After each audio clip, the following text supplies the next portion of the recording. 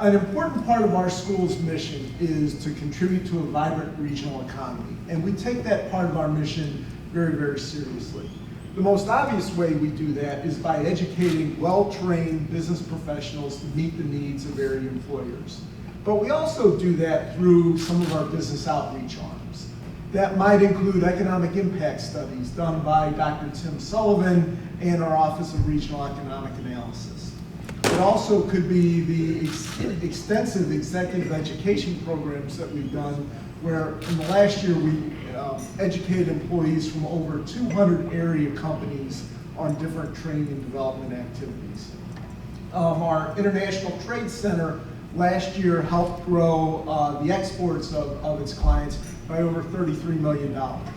And maybe most relevant to this morning's meeting is the work of our Small Business Development Center.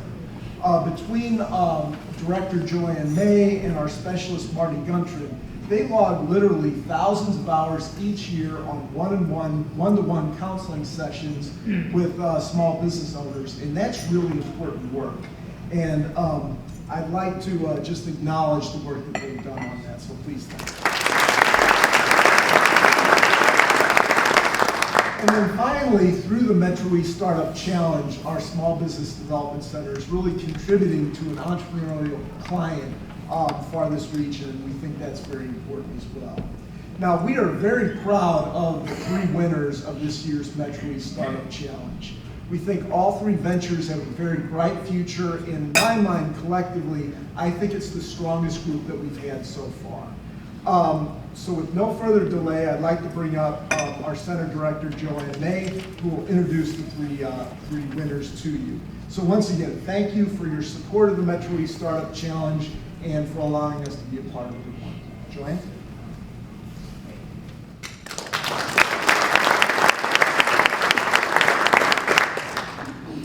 Thank you, Dr. Schenecker and Leadership Council for all the support. Dr. Pembroke for SIUE's support in this 5th year and from the very beginning. We also have plenty of other sponsors and mentors that are in the room and out in the community as well. I'd like to recognize Town and Country Bank, Commerce Bank, Carrollton Bank, the City of Edwardsville, the City of Collinsville, City of Alton, America's Central Port, and a lot of other sponsors and the media outlets that help us get the word out as well. We have the Illinois Business Journal here today, and they definitely help us share that information along with all the other outlets. This year, as Tim mentioned, is probably the brightest selection that we've had and strongest group of entrepreneurs, and we're really excited for their future and working with them. And I know the mentors that they've had are willing to work hard with them as well. Without further ado, I'd like to bring up our first contestant. He is the 3rd place winner, and he will tell you all about his app for zoos around the nation. So, Eli Ball.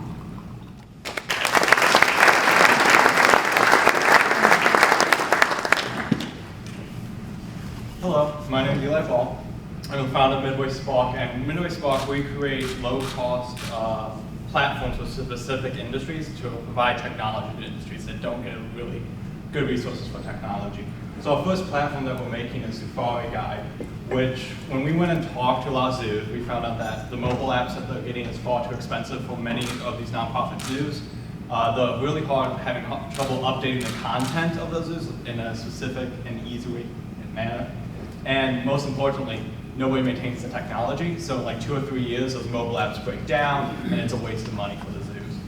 So we are building an Android and iOS app that has a website admin portal that allows the zoos to update their content whenever they want, as well as offer the software as a service, so they don't have to worry about maintenance. They just have to worry about engaging those visitors. So the zoos, they're saving money because they don't need to updating for events, printing brochures, much more green for the zoos. They also learn more about the customers. We can collect a lot of data analytics through the mobile app, such as how people engage with the zoo, run marketing surveys, We also have an interactive AI chat in this, so you can just ask a question and you get an answer, kind of like Siri. And they can place ads in one-click donations, so it's very convenient to give to the zoo for the 55% of Americans who no longer carry cash. So 83% of AZA members, which is the accreditation agency for zoos, do not have mobile apps. They get about 193 million visitors a year, and there's about 233. But there's also 26 other worldwide accreditation agencies that we can expand to. The mobile app is ready for internationalization at this point. So the reason we chose zoos first is we know who we're selling to. They're very structured. Similarly, we can use the same code base through all the different zoos, and they actively work together. We can go to conferences, engage them where they are, and which leads to low cost acquisitions for us. So we have one of the main competitors is Speak Creative, the creative agency on National Event Fest. Though much more established, we're coming in with newer technology, more interactive, and trying to make something that's not just rehashing the website, but actually provides an experience for the zoos. So our revenue, we're looking at 2 cents per visitor per year, which is very low cost for the zoos. But we also have a transactional collect money reports and collected data, because we're going to be pulling off analytics. They can run themselves, but if they don't want to, we'll handle that for them. So I like to say, well, it's affordable as brochures, but it's easy to update as Facebook. So they can just go in and update it whenever they want. We're looking at, we do May to May, because that's our sales cycle. For financial years, we're doing about 22,000, hopefully by this May, in profit and moving up. In 3 years, we hope to have about 30% of the zoo market. At this point, we're going to be looking at going to different industries, building new platforms at that point, because we feel like our sales cycle is going to slow down about 30%. So this is kind of hard to see, but this is just really showing our sales go down in summer when they're not buying, and it goes up in fall and spring when they are buying. So kind of where we are right now is we're actually incorporated, we have an early adopter lined up. The app is almost done, it's going to be done by the end of this month. We'll launch our web code in December, and we're launching for general availability in January. So our first early adopter is the Dickerson Park Zoo in Springfield, Missouri. So right in our kind of area. So they're going to be working with us to develop technology. And so we're really excited to be moving forward, and thank you for providing us the opportunity.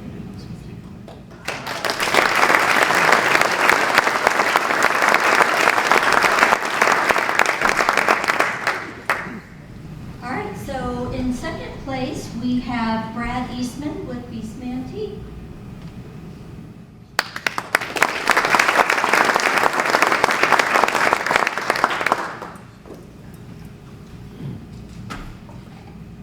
Good morning, I'm Brad Eastman, the founder and CEO of Beastman Tea. So from the age of 12, this was me, the endurance athlete, training and competing in races of all kinds. In the background of this continuous cycle for over a decade, I would find myself being signed up for a race I wasn't prepared for. A race I wasn't sure I could win. I was being signed up for the race to beat brain cancer. This race was going to require more than I had. It was going to require a transformation so that I could drive harder. I could ensure a win. I needed to transform into the Beastman. So this Beastman was going to need something more than obviously what I had been giving it for 20 plus years. If I was going to endure recovery from surgery, 60 rounds of chemotherapy, 30 rounds of radiation, a loving father, a devoted husband, a graduate student, an aspiring professional. Let's go, I'll stop there, it doesn't matter. But the point was, I needed something more. I needed something to drive this new transformation. I knew that our bodies are made of 75% liquid, so it had to be hydrated. I definitely needed something to boost my immune system if I was going to recover and endure. And lastly, I deserve something that tastes great, because every human deserves something that tastes great. So when I started my search, this is what I found. Aisles of just products with claims of emptiness, ambiguity. What did they mean, and was there any research to back whether they were actually true? Well, no. You just met with confusion. In fact, here are some of the labels of some of these leading products that claim to be good for you. Let's look at some of the ingredients. Most of them you probably won't recognize. That really hydrating Powerade, 15 ingredients to just be hydrating and boost your energy, right? Seems a little over the top. Okay, maybe its sister competitor, Gatorade, much better at 12. Well, not so much. Okay, maybe that category is completely out. Perhaps I should try this new revelation of sparkling water. That's got to be better. It's water, right? How does sparkling water have 11 ingredients? Most of them not meeting the criteria I was looking for. Okay, well, if sports drinks can't do it and flavored water, how about this new emerging category of ready-to-drink tea? Surely that's got to have it, right? Okay, so let's look at Starbucks Teavana tea. Tea has 9 ingredients. Seems slightly excessive, huh? I bet you can make it in your house for far less than that. Or maybe that ever popular Diet Snapple. Still, far more ingredients than what a tea should have.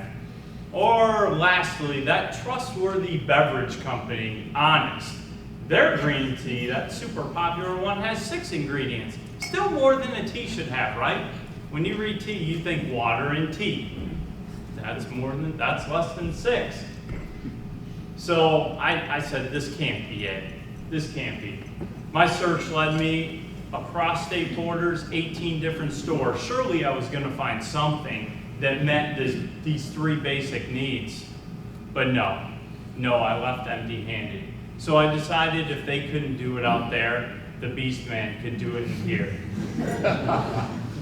And so in my kitchen, I went to work. I researched and I started formulating. And I came out with a unique formulation that met all 3 criteria, and it did it in just 3 ingredients. So earlier this year in January, I launched a full line of organic and decaffeinated flavored green teas, each with 3 ingredients, boasting 0 calories, 0 carbohydrates, and 0 sugar. Beastman Tea is the unique formulation. It encapsulates everything that I was looking for and more. And most importantly, it has living proof. The Beastman himself, me. So, I'm Brad Eastman, and I brought out the beast in me. Go to Green Earth Grocery in Edwardsville and drink Beastman Tea and bring out the beast in you.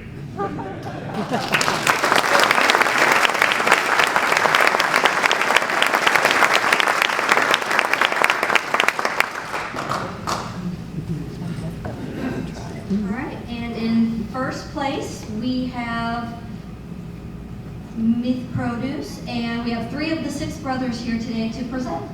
Come on up.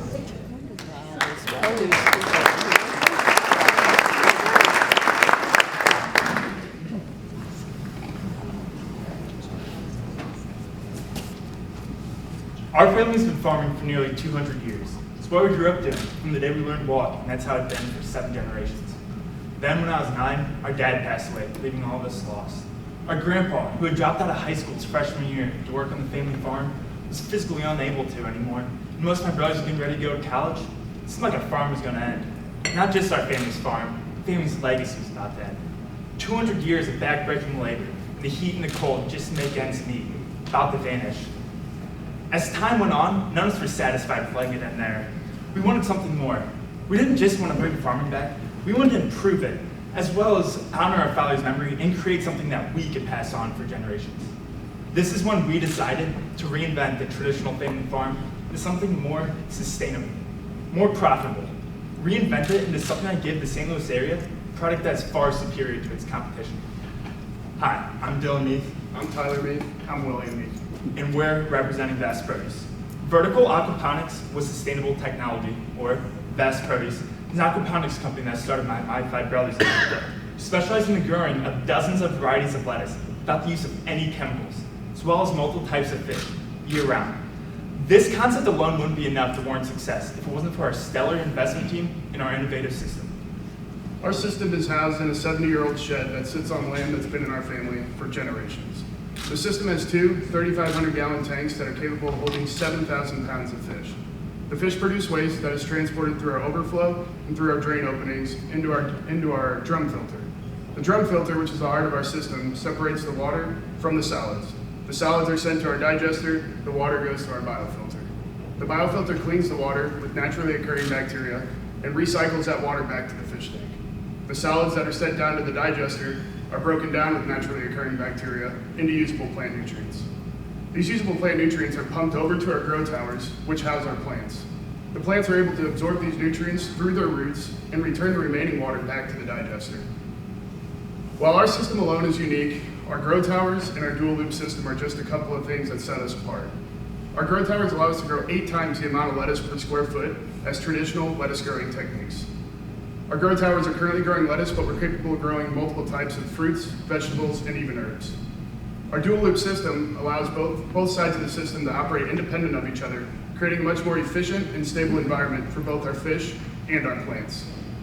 While our system alone gives us a competitive advantage, it's our investment team that truly sets us apart.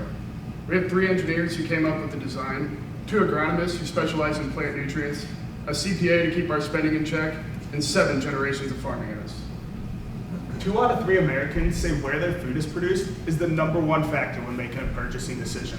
And currently, the St. Louis market is flooded by low quality, couple-week-old produce that's produced thousands of miles away. This, combined with people becoming more educated about where their food comes from, creates the perfect opportunity for us to market and sell our superior local produce that's picked within 24 hours of being sold at a farmer's market or to a restaurant or grocery store. For sales, we have a business-to-business strategy as well as a business-to-consumer strategy. But let's talk B2B first, and this is going to mainly be focused on restaurants. We've already reached out and started scheduling tours to chefs and kitchen managers. That way they can come see our system and produce. We also offer the option to grow certain varieties upon request that they can handpick from the catalog that we give them. That kind of consistency and flexibility is unmatched in the industry today, and it's why we feel the restaurants are so eager to do business with us.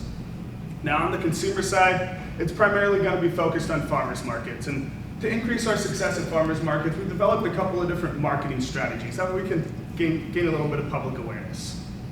We'll be promoting our business using social media, as well as doing community outreach, such as educational tours, and having an About Us sheet that we'll hand out with every sale.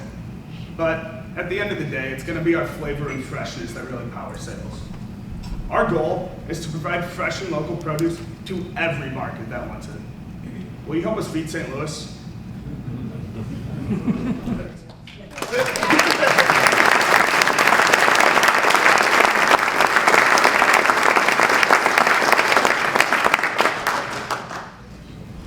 So as you can see, our judges had a very tough decision this year, as all years, and we want to congratulate again the 3 winners, but also the over 150 contestants throughout the 5 years.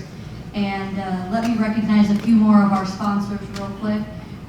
First Bank, Growth Corp, and the City of Highland as well. So we look forward to next year and many more years to come. And if you're looking to participate in something big in your region, let us know. We're happy to have you as a sponsor or mentor.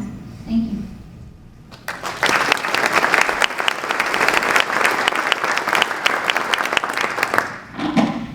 Let's give these 3 groups of entrepreneurs another round of applause.